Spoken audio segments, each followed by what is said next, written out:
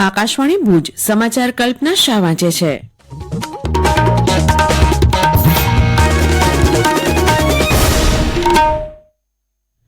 નમસ્કાર.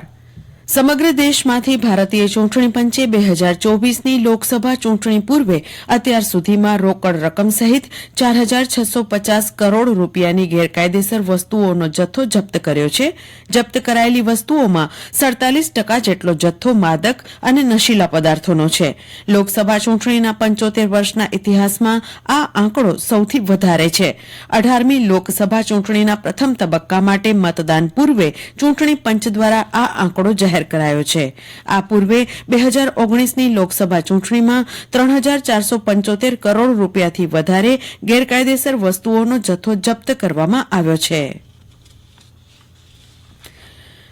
જિલ્લામાં લોકસભા સામાન્ય ચૂંટણી 2024 દરમિયાન ઉમેદવારો દ્વારા કરવામાં આવતા ખર્ચ પર દેખરેખ રાખવા માટે ચૂંટણી પંચ દ્વારા નિયુક્ત કરાયેલ ખર્ચ ઓબ્ઝર્વર્સને વિવિધ ટીમની કામગીરીથી અવગત કરાવવા નોડલ ઓફિસર એક્સપેન્ડિચર અને જિલ્લા વિકાસ અધિકારી એસ.કે. પ્રજાપતિના અધ્યક્ષ સ્થાને સમીક્ષા બેઠકનું આયોજન કરવામાં આવ્યું હતું. નોડલ ઓફિસર અને એક્સપેન્ડિચર અને જિલ્લા વિકાસ અધિકારીએ પ્રેઝન્ટેશનના માધ્યમથી તૈયારીઓ અંગેની જાણકારી આપી હતી. આ ઉપરાંત ચૂંટણી ફરજો માટે નિયુક્ત મદદનીશ ચૂંટણી અધિકારીઓ, મદદનીશ ખર્ચ નિરીક્ષકો, ચૂંટણી ફરજનો સ્ટાફ, ચૂંટણી કામગીરી અંગેની તાલીમ, આચાર સંહિતાનું અમલીકરણ, સી વિજિલ એપ તેમજ હેલ્પલાઇન પર આવેલી આચાર સંહિતા ભંગની ફરિયાદો અને તેના નિવારણ માટે કરાયેલી કામગીરી, કાયદો અને વ્યવસ્થાની જાળવણી માટેની તૈયારીઓ સહિતની બાબતો અંગે ઝીણવટભરી વિગતોથી અવગત કરાયા હતા. લોકસભા ચૂંટણી 2024 અંતર્ગત રાજ્યમાં વધુને વધુ મતદાન થાય તે માટે ચૂંટણી પંચ દ્વારા મતદાન જાગૃતિ માટે વિવિધ જિલ્લાઓમાં જુદા જુદા કાર્યક્રમો યોજાઈ રહ્યા છે. કચ્છ જિલ્લામાં સ્વીપ હેઠળ સતત વિવિધ મતદાર જાગૃતિની પ્રવૃત્તિઓ કરવામાં આવી રહી છે, જે અંતર્ગત શ્રી નવચેતન અંધજન મંડળ વૃદ્ધાશ્રમ ભચાઉમાં ચૂંટણીની માહિતી વડીલોને આપવામાં આવી હતી.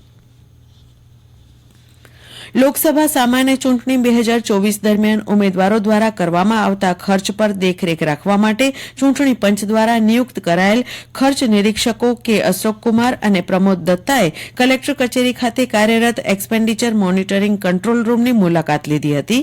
નોડલ ઓફિસર એક્સપેન્ડિચર અને જિલ્લા વિકાસ અધિકારી એસ.કે. પ્રજાપતિ અને નાયબ જિલ્લા ચૂંટણી અધિકારી મેહુલ દેસાઈએ કંટ્રોલ રૂમની કામગીરી અંગે જાણકારી આપી હતી. આ ઉપરાંત એક્સપેન્ડિચર કંટ્રોલ રૂમ ખાતે ઉપલબ્ધ અત્યાધુનિક સુવિધાઓ જેવી કે C vigil app, helpline, toll free number મારફતે આવેલી ફરિયાદનું નિવારણ, વ્હીકલ ટ્રેકિંગ સિસ્ટમ વગેરેનું નિરીક્ષકોએ નિરીક્ષણ કરીને જરૂરી માર્ગદર્શન પૂરું પાડ્યું હતું. Vivekananda research and training institute Mandvi દ્વારા આગામી 18મી એપ્રિલના વિશ્વ વિરાસત દિન નિમિત્તે કચ્છનો વિરાસત વૈભવ એ કાર્યક્રમ મહારાવ વિજયરાજજી સાર્વજનિક પુસ્તકાલય ભુજ ખાતે સાંજે યોજાશે. આ કાર્યક્રમમાં વિવિધ વક્તાઓ દ્વારા વિષય અનુરૂપ વક્તવ્ય આપવામાં આવશે. આ સમગ્ર કાર્યક્રમનું જીવંત પ્રસારણ નિરંજન વ્યાસ ઓફિશિયલ યુટ્યુબ ચેનલ પર કરવામાં આવશે. કાર્યક્રમનો લાભ લેવા આયોજકો દ્વારા જાહેર ઇજન અપાયું છે.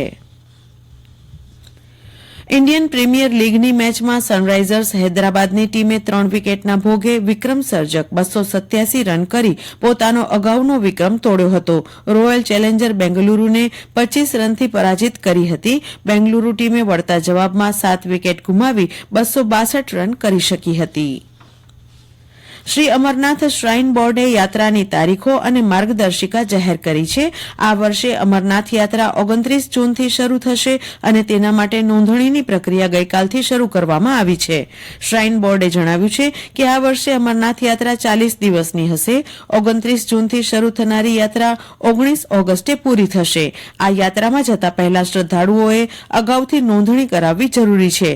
યાત્રા પર જવા ઇચ્છતા શ્રદ્ધાળુઓ મંદિર ટ્રસ્ટની સત્તાવાર વેબસાઇટ પર નોંધણી કરાવી શકે છે. આ સિવાય મોબાઈલ એપ્લિકેશન શ્રી અમરનાથજી યાત્રાથી પણ નોંધણી થઈ શકે છે. ઉત્તરાખંડ પ્રવાસન વિકાસ બોર્ડ દ્વારા ચારધામ યાત્રા માટેની ઓનલાઈન નોંધણી શરૂ કરાઈ છે. આ ચારધામની યાત્રા 10મી મેથી શરૂ થશે. અને આ સાથે આ સમાચાર બુલેટિન પૂરું થયું. નમસ્કાર.